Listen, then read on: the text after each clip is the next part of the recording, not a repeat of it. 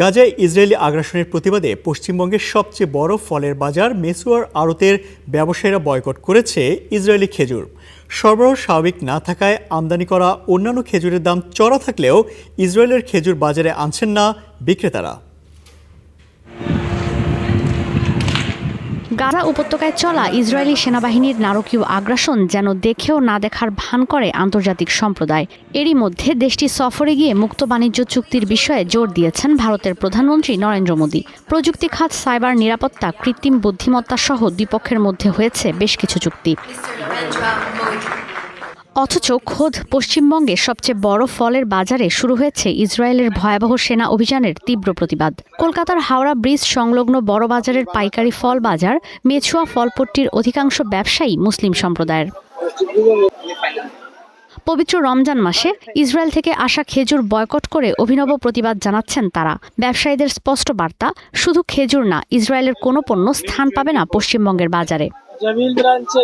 যেই লোক বাচ্চার কাছে থেকে জান নিচ্ছে, আবার অনেক অনেক এইরকম উপকার করছে যে এফটেন ফাইলের মধ্যে এসেছে, ওর লোকের সাথ দেব না। আসলে আমাদের টিকিটটা বন্ধ করেছে, আমাদের সমস্ত ভাইয়ের জন্য খুব ভালো হয়েছে। যদিও অভিযোগ রয়েছে, কিছু অসাধু ব্যবসায়ী কৌশলে প্যাকিং বা মোড়ক বদলে ইসরায়েলি খেজুর বাজারে বিক্রির চেষ্টা করে। প্রতিবাদকারী ব্যবসায়ীরা নজরদারি বাড়িয়ে সেই চেষ্টা বন্ধ করে দিয়েছে। মুম্বাই থেকে আসা খেজুরের কন্টেইনার ফেরত পাঠানো হয়েছে। ইসরায়েলি খেজুরের পরিবর্তে বিক্রি হচ্ছে ইরাক, ইরান, আলজেরিয়া, তিউনিশিয়া ও সৌদির খেজুর।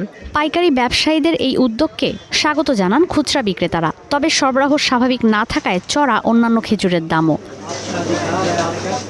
বর্তমানের পাইকারি বাজারে মানভেদে জাম্বো মেদজুল খেজুর বিক্রি হচ্ছে প্রতি কেজি 400 থেকে 500 রুপিতে। সাধারণ মেদজুল খেজুর মান অনুযায়ী 900 থেকে 1000 রুপিতে বিক্রি হচ্ছে। সবচেয়ে কমে 80 থেকে 90 রুপিতে বিক্রি হচ্ছে জাহিদি খেজুর। 2023-24 মৌসুমে ভারত 4,90,000 মেট্রিক টন খেজুর আমদানি করেছে। এর মধ্যে $48 লাখ খেজুর ইসরায়েল থেকে আমদানি করেছে ভারত। ঈশিতা ব্রহ্ম, স্টার নিউজ।